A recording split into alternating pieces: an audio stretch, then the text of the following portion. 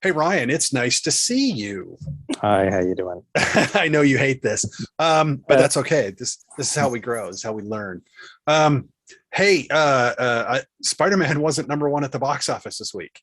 no, it wasn't. Amazingly, it took a sequel, reboot, requel, I believe is Prequel. the term they're using for this one. Yeah. Scream five, five. Hmm. But yes, just the eponymous there. Scream, 30.6 million, bumps Spider-Man to number two. You like horror. You like horror movies, I like good horror movies, sure.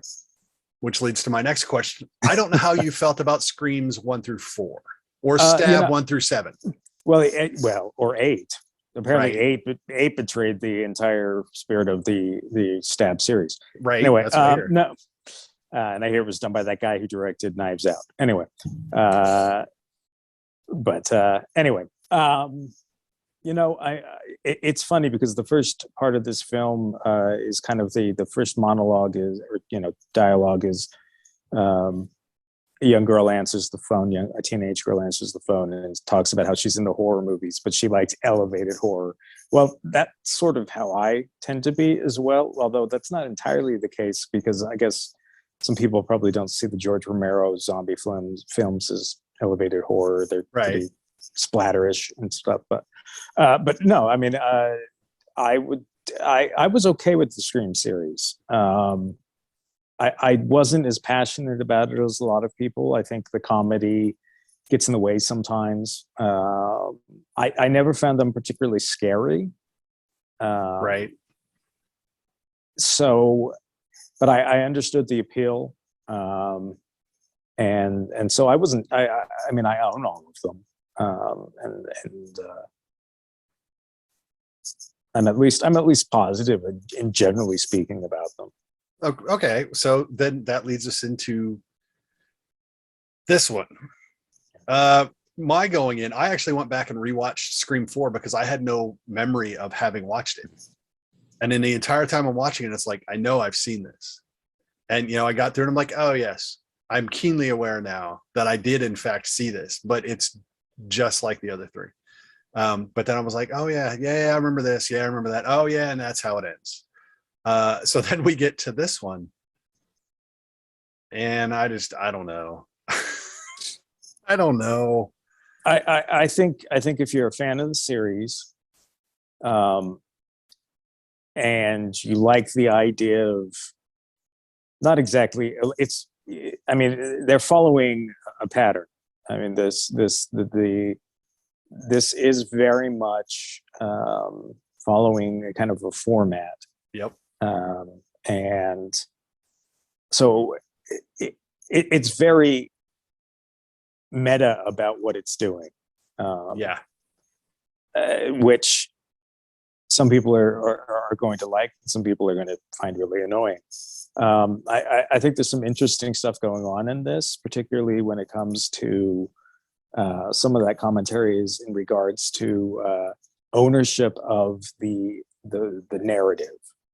Does it belong to the fans? Does it belong to the artists? Who does the narrative belong to? Right. So there is some interesting stuff in there. Um, there's some lines that I thought were pretty good. But it is very much a formula. And that's kind of, I mean, the original series was kind of, that's what its thing was. It was acknowledging that there's a formula, and it was acknowledging, a lot of these, debates among horror enthusiasts Right. about, what is what, and I guess the debate now has expanded to the point where, I mean, that's all it is almost too. There's almost not even the horror genre itself is almost just a debate now. What is horror? What's elevated horror? What's good? What's bad? I mean, everyone is kind of a voice, and it's almost taken over it doesn't really matter what the films are. It depends, it's like, well, what studio did it, or anyway. Right. And so to a certain degree, I think there is some relevancy to doing Scream 5 and doing what they did. Obviously, it's the first one without Wes, Craven as director, and so it's kind of also a tribute to him. And I think there's stuff in there that maybe he would have enjoyed. I think there's some interesting stuff in there, but it is so bound to the formula that I don't think that it was ever going to be a great movie. Because this is the fifth time they're doing it. Yeah, and you're right. It does hew to the formula, even within the bounds of variance that the formula and that they discuss allow. It's a very nostalgic movie, more so even than like Scream 2, where they hyperanalyze the first Scream in terms of what's going on, and even in 3, where they hyperanalyze 2 and 1 and how that has to evolve and get to this. You use the word meta. I have the word meta in my write-up. This, man, and nostalgia is also in my write-up. And dude, I gotta tell you, we could do like hours on just this spate of films that are just rooted in nostalgia of late. Ghostbusters, Spider-Man, Scream, and how they're trying to I don't even know if they're trying to reinvigorate a series or cap. I mean, and that's the argument. And The Matrix, are they trying to reinvigorate a property, or are they trying to exploit a property? We can have this debate forever. It seems like that is the direction that Hollywood is going right now. And my problem with the film is that it's everything that they say. You almost see them turning to the camera and winking at you. I'm going to tell you this, and now it may or may, but not in that kind of lighthearted way that even Scream 2 was. You know what I mean? Where sitting in the room and watching the movie, and the killer's coming up behind you while the killer's coming up behind you. It's not even that clever. This, I think, just like a lot of films that do this, it's really, I don't know if it's just trying too hard or if it thinks it's more than it is in terms of that. But either way,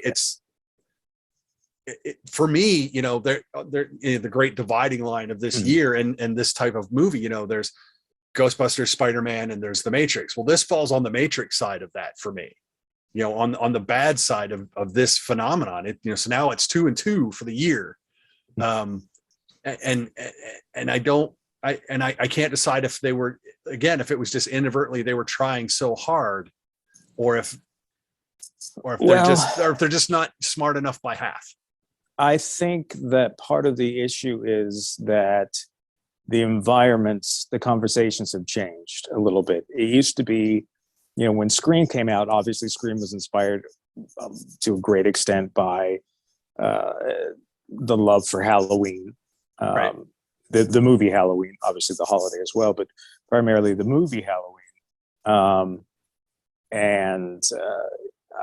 I think that once upon a time, I think most horror fans, while they debated with each other, there was something civil about it. It was whereas I think this film exists in a place where the commentary and the banter between people is no longer civil.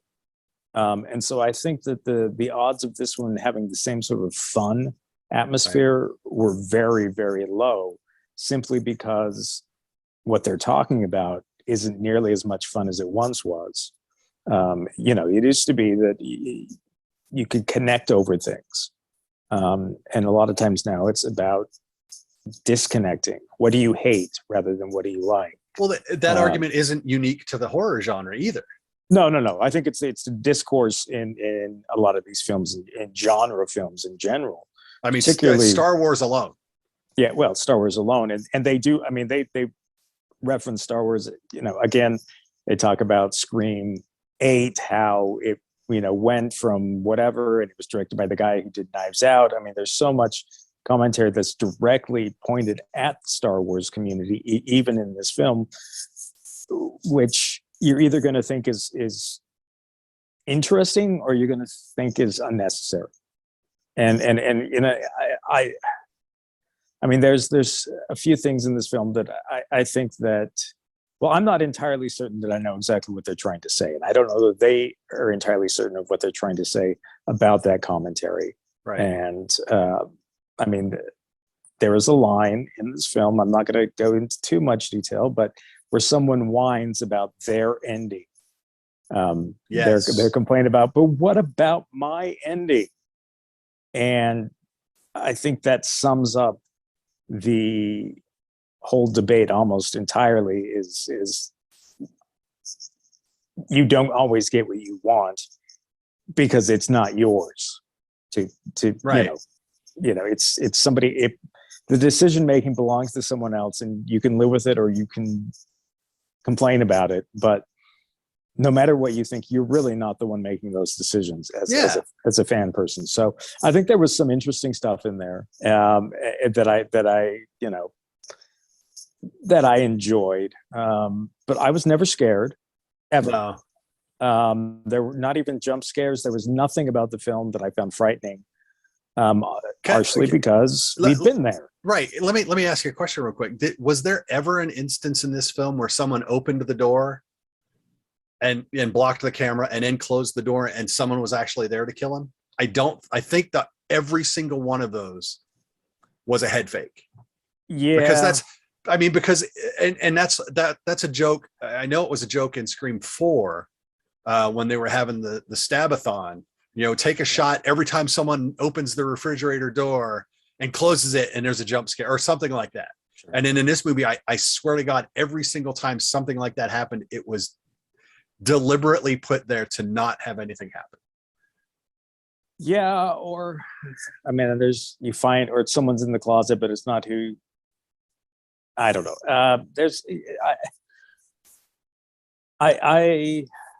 I guess it's hard for me to be too critical or too passionate about this because I never was, even when it was prestige, whatever, during the heyday. That I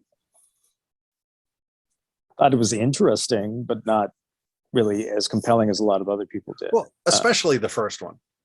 And then ironically, I think it's similar to The Matrix in that way. Everyone's like, the first one was just so genius. I mean, the first Scream, if you think about it, it really was. I mean, that first Scream was just beautifully done. Sure, because it had references in there that if you're into horror films, everything from, I mean, the way they handled the Drew Barrymore aspects of it was very Psycho. I mean, there were a lot of their decisions that they made with that first film were rooted directly in the sort of things that horror fans would geek out about. Almost like there was a secret language that was being spoken. And so there was, the general audiences will see it on one level. And then if you were really into horror films, there was that extra level that you could dive into. Right. And I think they try to do that to a certain extent in this one, but I don't know that you can do that anymore. No, I think internet, to an extent, has made all that information so accessible that you don't actually have to have seen Halloween or Psycho or a lot of these films.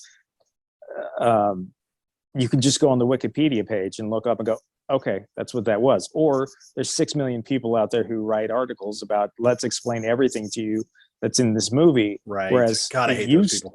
It used to be kind of like a rite of passage, not necessarily a test or anything, but a lot of those things you learned because you were passionate about it, and you had to find those things out, and it wasn't remotely as easy as it is now. And so you had to go back and watch the movie again and then watch it again. Yes. And then you would be like, okay, or I mean, there's a lot of stuff that it used to be harder to get that information. And so the people who had that information were more passionate, or they were, it just makes you different. If you have to hunt for something, you have to put more of an effort into it and more of yourself into something. And I think fandom has actually kind of become less passionate in a way, certainly more vocal because there's more channels for people to scream at now. True. I mean, it used to be that the best you could get was maybe the back pages of the Fangoria. I don't even know if they ever printed. I don't know if they. Anyway, but there wasn't. The dialogue was different and it came across differently. So I mean, Scream came along at a time when you could tap into something that was unique, and I think even if you didn't know all the the little bits and things that were tributes to other stuff, you knew that it was built on something that was solid. Whereas I mean, we're 5 films in at that point. What is there left to play tribute to, except for I think this film is trying to play tribute to itself. It's trying to play tribute to the first film, and I don't know that you can do that and be entirely effective. I think if you're a fan of the series, that you'll be fine with this film. Yeah, I think diehards will be okay. But and obviously, there's a craving for horror films because it did good at the box office, right. And that's comforting. I mean, Halloween.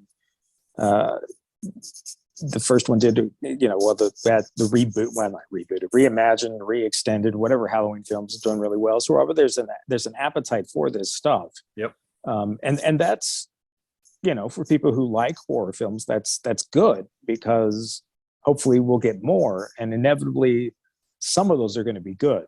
There's going to be a lot that's garbage, but that's kind of been the genre itself. Since the very beginning, there were always 1 or 2 films that were kind of defined an era, and everyone copied that.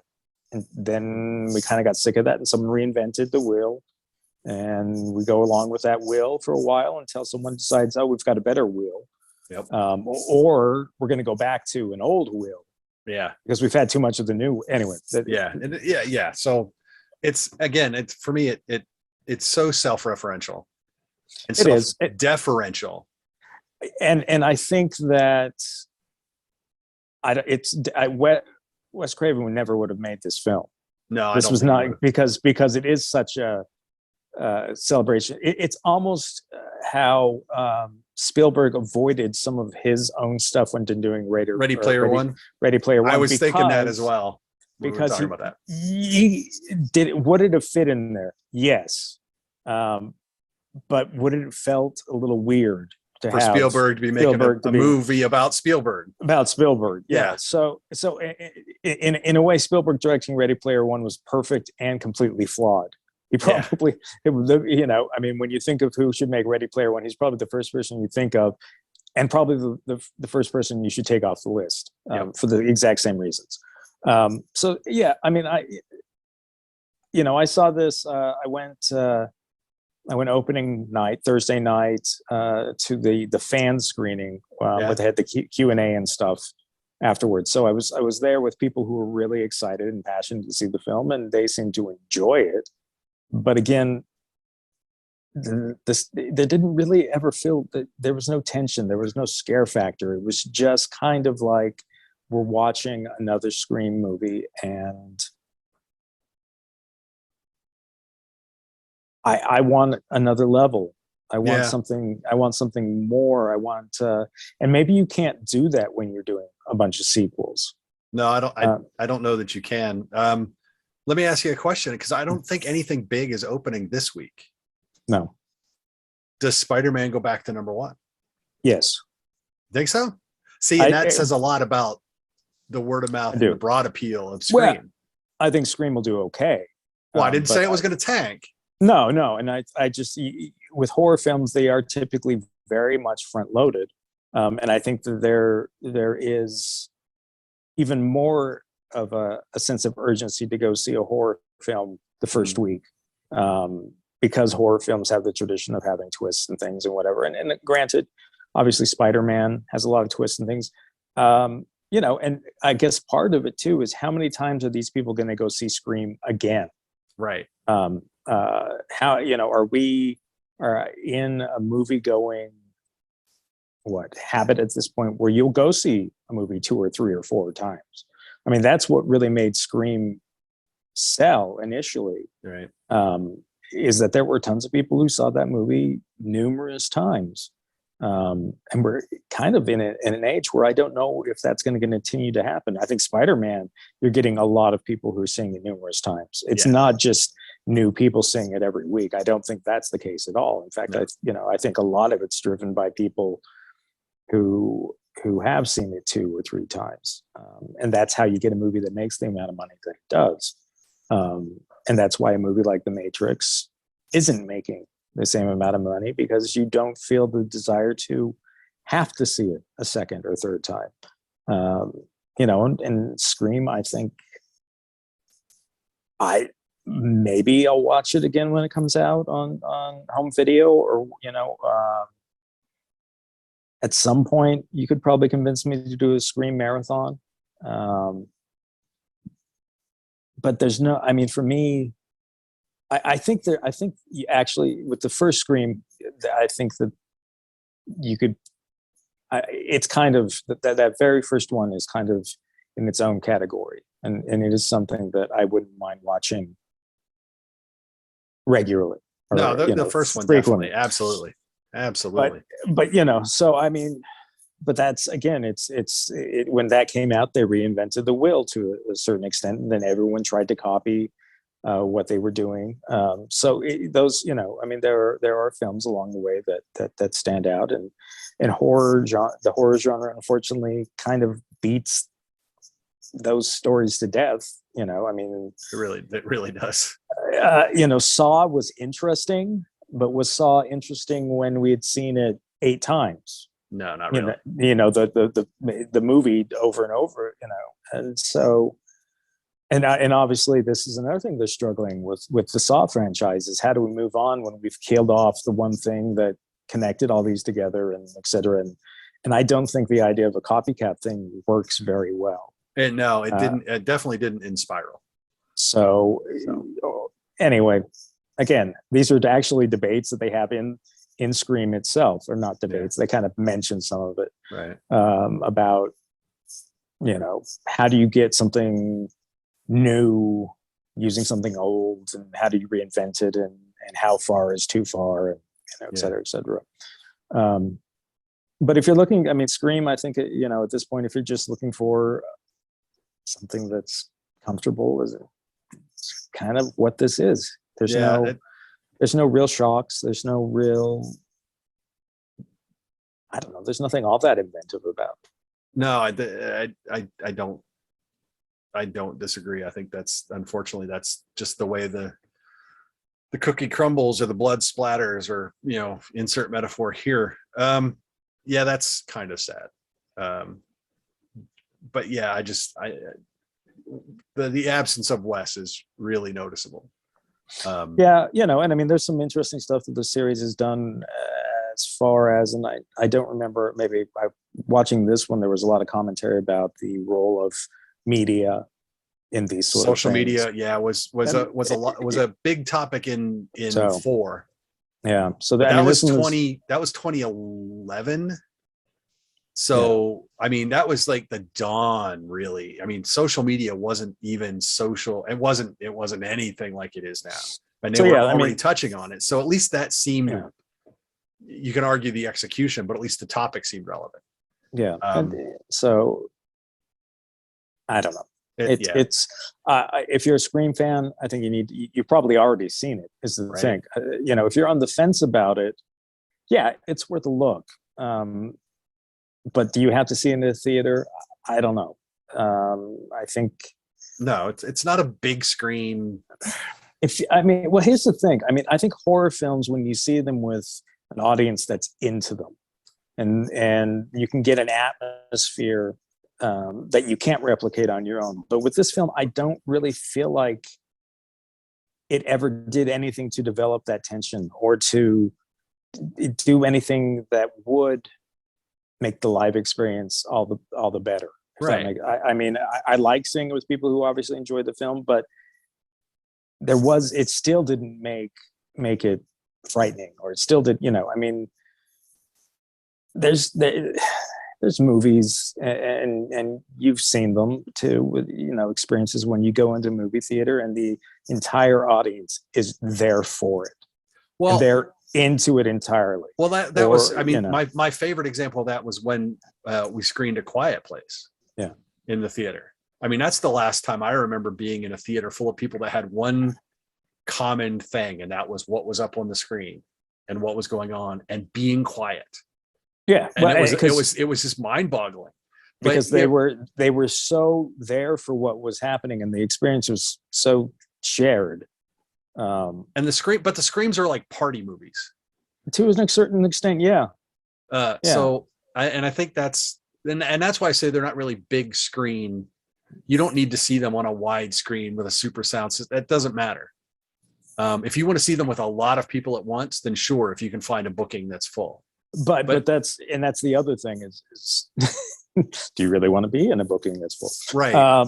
But yeah, and I don't know that you can't predict what's going to do that necessarily. You know, when Blair Witch played at Sundance, I have a friend who saw it and just talked about how the experience was like nothing else, because no one had really experienced Blair Witch found footage sort of thing in that way. They reinvented the horror wheel. Yeah. But everything that came after couldn't ever sustain that, really. I guess Paranormal Activity maybe for some people did. For a little bit, yeah. But it's hard to make a film that will shut an audience up and will get under their skin. And I think Scream is unfortunately 4 films past where it can do that. Right. There you go. All right. So that is it. Like I said, nothing is opening this week. I mean, something is probably opening this week, but it's the end of January. So not really, there's nothing big opening this week. But we are going, what is going on is virtual Sundance again, which I know you're covering. You're going to be seeing, I don't know how many movies you're planning to see. I'm going to be honest with you. I'll see as many as I feel like seeing. I know that sounds no, I hear you. I mean, I've already seen a few. I've been fortunate to see a few, but there's this. I've kind of come to the place where if I watch a movie and I want to think about it, or sometimes there's movies that are like, okay, that's it. I can't watch another movie tonight. Right. And sometimes the temptation is with the Sundance Film Festival is like, but there's 4 more that I could see. Right. But some movies need to be digested. There's some movies that you just can't watch another movie after. And so, I'll watch, and I'm going to have to work around my work schedule and things, so, I don't know. Will I see 10 films? Yeah. Will I see 20 films? I don't know. But, it's somewhere in there. 10 to 20 films is what I'll see. And, and I'll give them the love and attention that I can.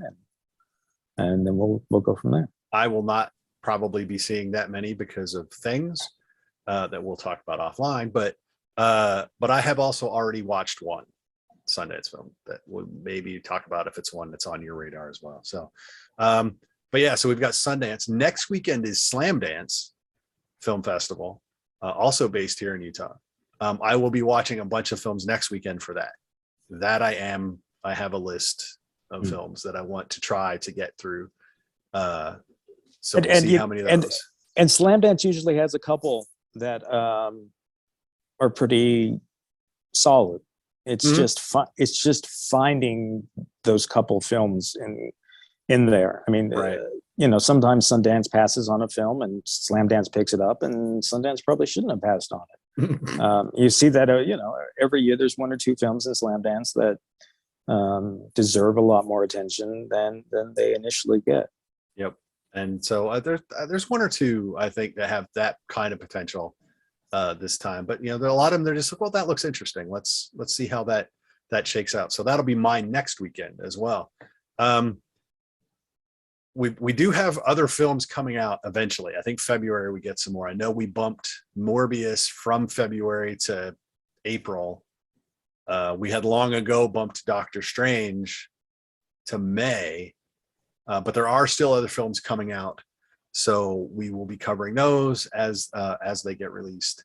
And I think overall, I think we're gonna have another good.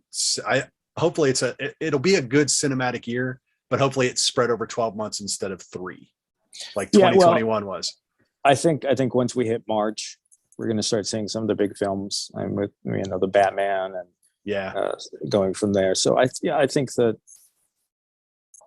it won't be a normal year, but it will be a little more normal. Right. I think they've got a game plan, and I think they kind of know what's possible. I think Spider-Man probably gave them, for good and bad, a certain amount of confidence in the theaters. So, so we'll see how that goes. But yep, so those will be happening. So stay with us for that. Don't forget to like us, follow us on social media. You know how all that works. If you're on YouTube, click subscribe. That's great too. Until we get back to those, I'm Mark. That is Ryan. Bye, Ryan. It was nice to see you. Yeah. And we will talk to everyone later.